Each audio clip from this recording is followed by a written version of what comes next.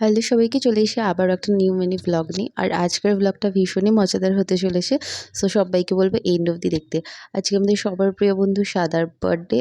তো আমরা ঠিক করেছি বার্থডেটা সেলিব্রেট করবো এই পুচকু ন্যানো গাড়িটার ভেতরে। সো বার্থডে উপলক্ষে গাড়িটাকে খুব সুন্দর করে সাজানো হয়েছিল।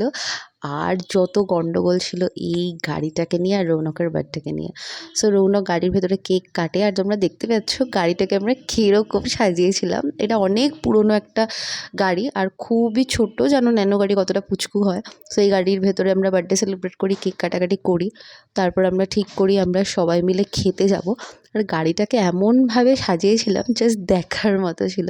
সো যারা দেখেছে তারা তো মানে কি বলবো, হাসতে হাসতে তাদের পেট ফেটেই গেছে। তো খুব মজা করছিলাম আমরা। এরপর যখন কেক খাওয়া দাওয়া হয়ে যায়, তারপর দেখো গাড়ির ভেতর নাচা গানা পাগলামো চলছে। আর গাড়িটা ছিল নন এসি, জানলাগুলো দেখতে পাচ্ছ প্রত্যেকটা খোলা। আর বাইরে সবাই সব কিছু দেখতে পাচ্ছিলো, সবাই হা করে আমাদের গাড়িটাকে দেখছিল।